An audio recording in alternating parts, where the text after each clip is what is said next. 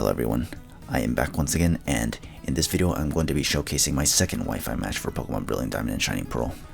My opponent for this match is going to be Lange, who I also found in the server that I mentioned in my last video, since that is the only place that I can actually get Wi-Fi matches for Pokemon Brilliant Diamond and Shining Pearl, especially nowadays where we're coming close to the end of Generation 8, so yeah.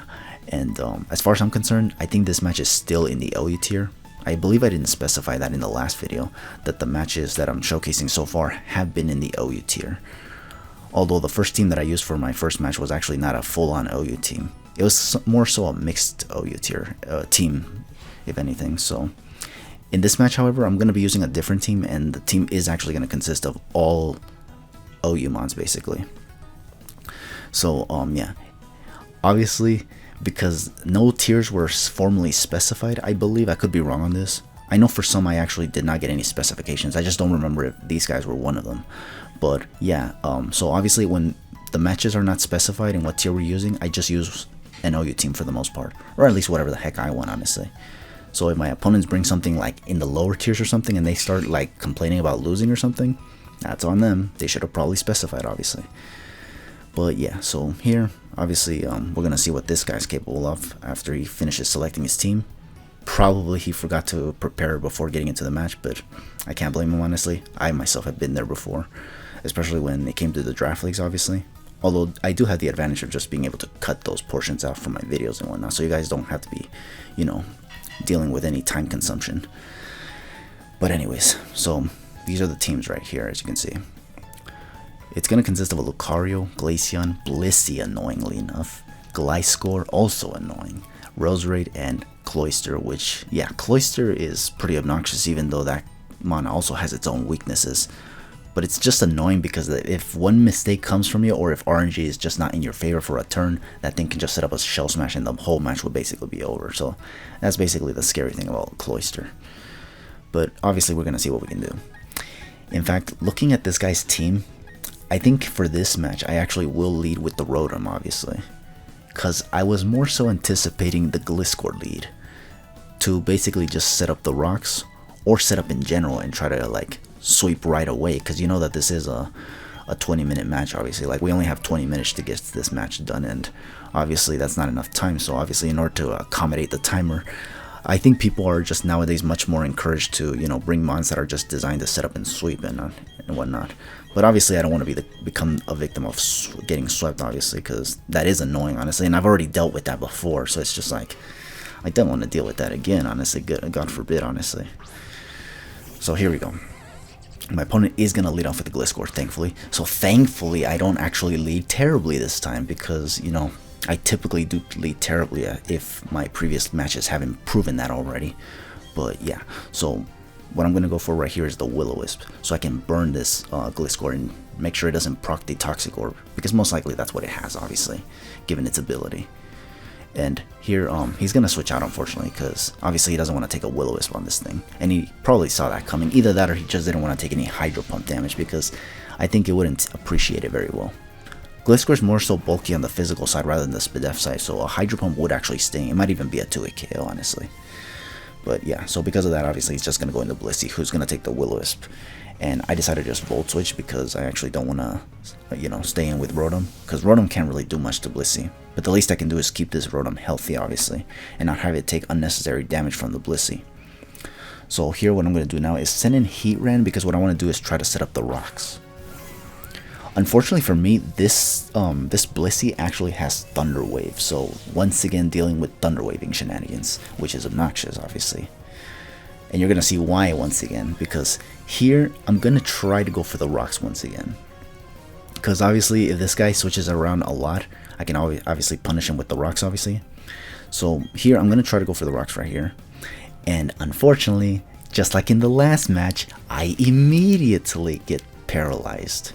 And I don't get to do anything, and then this Blissey gets a free Seismic Toss, annoyingly enough. Which, by the way, I still can't believe that Blissey can still get Seismic Toss in this game, where a bunch of moves were removed from a lot of Pokemon's move pools that they normally could get in previous generations or even previous games. So seeing Seismic Toss here is just like, ugh, it's still a disorienting like sight, you know. But anyways, I'm going to try to go for Stealth Rocks once again here, and I finally get it, which is good because obviously I needed that, obviously. Now, annoyingly enough, this Blissey is going to have Heal Bell and is going to go for it right here to get rid of the burn, which is incredibly obnoxious because obviously that means that now this thing is not going to take any residual damage, and now I have to, you know, try to get this thing out of the way in other ways, basically. I think right here, just to kind of like have some time pass without it, like without nothing being done, I just go for the Magma Storm right here just to be able to, you know, like get some form of damage on this Blissey. May also give it residual damage with the Magma Storm. So here I'm gonna, or he's gonna go for the Seismic Toss, obviously. And yeah, here I believe I'm just gonna now switch out and go for, I think I switch into the Clefable. I don't remember though. But yeah, okay.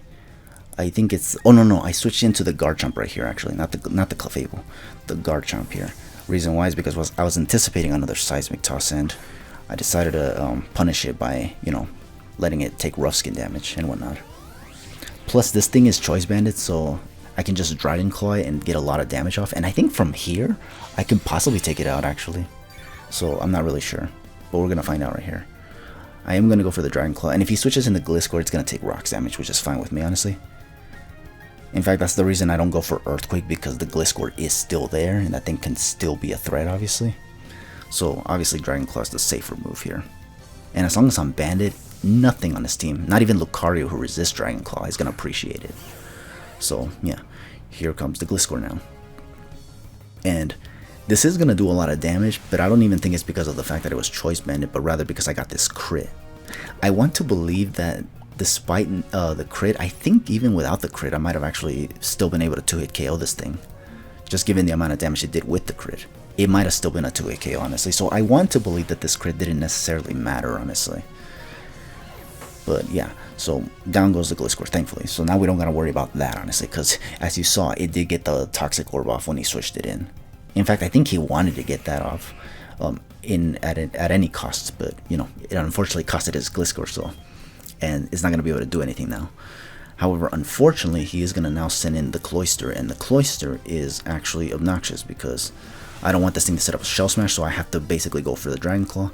And despite this Garchomp being Choice Banded and Dragon Claw being Stab, obviously, it's not going to be enough to take out a freaking Cloyster, because Cloyster, while it does have its weaknesses in the HP and special defensive side, if fully invested in HP, it's still going to be able to take hits physically because its physical defense is ridiculously high. It's like 180, which is actually ridiculously high. So obviously banded Garchomp was just not going to do me justice, unfortunately, unless I had a super effective hit. And even then, these Cloysters are usually Sash, so, you know, like, I probably had to, like, basically, you know, lose Garchomp regardless. Now here I'm gonna send in Rotom so I can Volt Switch. Yeah, so I can Volt Switch basically, because I just don't want this thing to set up a Shell Smash, because you know Cloyster is obnoxious and I don't want to deal with any Shell Smashing shenanigans. Thankfully, sending in Rotom pretty much discouraged him from going for it, and instead ended up going for the Rock Blast, which I can take okay, because I think that was the only thing he could really hit me honestly with. It was either that or Pin Missile, and I think Pin Missile's weaker than Rock Blast, actually. So, yeah, Rock Blast was literally all he could go for. So, yeah. So, I Volt Switch, and I do take out the Cloyster, so that's one crisis averted right there. I don't have to deal with any potential sweeps. So, now here I just have to determine what I want to send out, because here I am giving my opponent a switch advantage, basically. So, I have to determine what I want to send in, so that when he switches in the, you know, the favorable Mon, I can just switch out into something that might be able to handle it pretty well. I think upon further reflection here, I decided to go into Clefable, which, yeah, I know that means that now he's going to possibly go into Roserade so he can Sludge Bomb me. So, here, he's going to basically think for a while himself, but he is going to obviously send in the Roserade eventually here. And what I'm going to do here afterwards is just go straight for the switch into a Heatran, basically, because Heatran is literally the only thing that can actually, you know, handle Roserade. Like, at least it takes a lot of the hits. And if it goes for Shadow Ball, then I just lose Heatran, obviously. Given that it's still paralyzed, at the time I was thinking, you know what, this is probably the most disposable thing on his team anyway, so I should be fine with losing Heatran.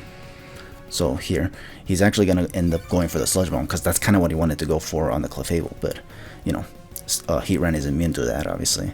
So this kind of allows my Heatran to just kind of stay where it's at and not take any additional damage.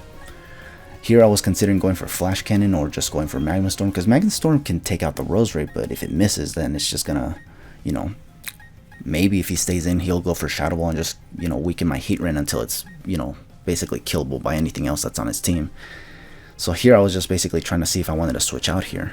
I think ultimately I just stay in and just go for the Magma Storm again. And he is going to switch it out, obviously, because he doesn't want to take the Magma Storm.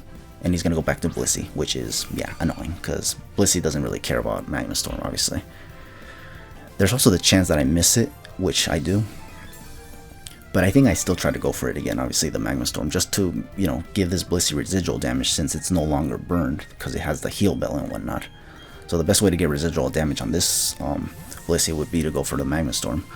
Although I don't go for it, it turns out, obviously. I think I just go into Clefable right here just to basically take the Seismic Toss, because I don't want this Heatran to take any unnecessary damage. Now here, I think I'm actually going to try to go for, I think the Heal Bell, or not the Heal Bell, the Aromatherapy. Because I think it was right here that it occurred to me that, you know what, maybe I can just, you know, remove the paralysis from Heatran so that that thing can comfortably start attacking things and not worry about getting paralyzed. So I went for the Aromatherapy right here. I kind of wish I did this earlier, like when I sent out the Clefable earlier. Actually, yeah, I think that would have been nice, obviously, but I didn't do that, so obviously that's bad for me. So here, he's gonna go for the Thunder Wave on my Clefable now, which it did kind of make me consider going for Aromatherapy again. However, I had to keep in mind that he did have the Lucario in the back of his team, and if he just so happens to switch that in, I wouldn't want to like have this thing set up in my face while I do this. So as you can see, he actually is going to turn out to send out the Lucario, and thankfully for me, I don't get paralyzed here, and I actually get the Moonblast off, so I get the free damage on this Lucario. Now obviously this is a Lucario, so because of this, I actually I felt like I had to stay in here and just go for another Moonblast, because I don't want this thing to set up a nasty plot and then destroy the entirety of my team.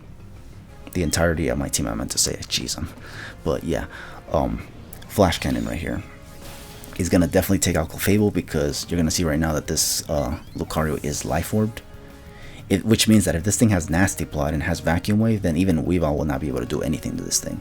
So this thing was kind of like, it was scary for me to just try to switch out or do anything but attack it, basically, because otherwise this thing would have set up and gotten away with destroying the entirety of my team, because he kind of does outspeed the majority of my team, and what it doesn't outspeed, it just gets Vacuum Waved, basically. So yeah, this was pretty dangerous, obviously, so I had to let Clefable go down, obviously. Here I just sent in the Nidoking just to basically go for Earth Power and just have this thing go down already, because yeah, obviously I don't want to deal with those shenanigans from Lucario. I do live the Flash Cannon, and I'm able to take it out with an Earth Power, so that's another threat out of the way. I think what he's left with now is just the Blissey and the Roserade, which Weavile can take care of Roserade, and it can also take care of Blissey, because I do have Brick Break on the Weavile. But the problem is that he's also just gonna basically, like, I just need to send it in safely, basically, because if I don't, then obviously Blissey will T-Wave me and probably rely on Paralysis for me to not attack it and whatnot, which would be annoying, obviously. So yeah, anyways, here he's gonna go into Glaceon, and yeah, because I forgot that this was another mon that he had on his team aside from the Blissey and the Roserade. But that I'm gonna be able to take care of it with a Sludge Bomb from this Nidoking. I was gonna say Gliscor. Gliscor can't get Sludge Wave, damn it. I'll be honest with you, I kind of thought that the Glaceon might have been able to take the Sludge Wave, just because, well, it's not as bulky as it is on the physical side. I thought his SPDF would probably be, like, you know, pretty high. Like, I thought it was gonna possibly be invested, but thankfully it wasn't, honestly. After Rocks, it was definitely gonna go down. But now he's gonna send in the Roserade, which he can definitely outspeed, so I just decided to send in Heatran right here. And he's gonna reveal that he has the Leaf Storm, which kind of makes me glad I sent out Heatran, because now I actually can just threaten this thing to switch out, and I can just go for the free Magma Storm right here, so that when Blissey comes in, should he send it in, it's going to take residual damage from the Magma Storm, assuming I hit this Magma Storm, because obviously Magma Storm is still a pretty terrible move in the sense that it has a very decent chance of missing, and you already know how unlucky I can be in Generation 8, obviously. So yeah, here comes the Blissey now, and now here I'm just going to try to go for the Magma Storm, obviously. It does land, thankfully. However, I think here, I don't remember if I tried going for another one. I might. Yeah, actually, yeah, I tried to go for another one here, because I was kind of hoping that he would not have the Soft Boiled, just because I have not seen him go for it at all. So I was thinking, he has not gone for Soft Boiled ever, so maybe he doesn't have it. So if that's the case, I'm gonna just go for another Magma Storm. Thankfully it lands, by the way, because otherwise it would just be annoying if this thing was just still around, obviously. Seismic tossing me to death. Unfortunately, he does reveal to have the soft boiled, so I was just like, oh boy. And I think here is where I panic, and I think I hard switched in the Nidoking to see if I can actually hit the Blissey really hard. I could have hard switched in Weavile, but the reason I didn't want to was because I didn't want to take a T-Wave and then be fully paralyzed every single turn. Because that's happened to me before, believe it or not, honestly. But yeah, so I'm going to hard switch in Nidoking in case he tries to go for the T-Wave, or if he predicts me to switch out, or if he wants to go for T-Wave on my Heatran right now just to incapacitate me even further and prevent it from attacking the Blissey, obviously. Although he could go for Soft Boil as well. Like, there's a lot of options he can go about this, obviously. But he ends up just going for the Seismic Toss anyway, so yeah, that's not a big deal for this Nidoking. I just wanted to see how much damage I can do with this Nidoking, because Nidoking is Life Orb, has Sheer Force, and Sludge Wave is its most powerful move, and it stabs, so I want to believe that this should do a decent amount of damage. Unfortunately, it does absolutely nothing, which is kind of crazy, honestly, that Nidoking can basically not do anything to Blissey. And rather than this thing going for the Soft Boil, it's just going to go for the Seismic Toss just to finish me off. Thankfully, because if he went for the Soft Boil, that would have been pretty obnoxious. I would have been forced to hard switch out into Weavile right here, obviously, if he didn't go for the Seismic Toss there, basically. But thankfully, he just went for the Seismic Toss, so yeah. Here now I'm just going to send out Weavile, and I'm just going to go for the Brick Break. Hopefully I can take out this Blissey, which I think I definitely can, because I am expert build on this Weavile, so on the off chance mons like Blissey came around. Although I think even without the expert build, I might have been able to take out Blissey, because while Blissey does have a lot of HP, it's still pretty weak to in the physically defensive side of things. And Brick Break is super effective, obviously. For some reason, he's going to try to switch in Rose right here, probably expecting the Brick Break, but honestly, there's not really much he can do with this thing anyway, because I'm actually just going to go for the Ice Shard here. I went for Ice Shard because I didn't want to miss the Icicle Crash. You know how unlucky I can be. It'd be kind of annoying if I missed the Icicle Crash right here. So I just went for Ice Shard to play it safe. I am E-Belt boosted, so I'm fine with that, obviously. So down goes the Rose Raid, and now he's just going to send in the Blissey, which is going to take additional Rocks damage, and I'm definitely going to be able to take that out with a Brick Break, because it's already weakened. It's under half, so I should be fine in that front. So yeah, that's going to be the whole match here. This match, even though it was under 20 minutes, it felt kind of long just because this Blissey was always like, you know, like it was never going down, and on top of that it had leftovers. I think the leftovers makes these matches feel a lot longer than usual, but they're kind of a necessity given the teams that we have and whatnot. But yeah, anyways, so that's going to be the whole match. Thank you for watching this match, and hopefully you look forward to the matches that I have in the future. For now, just take it easy and have yourselves a good one, obviously.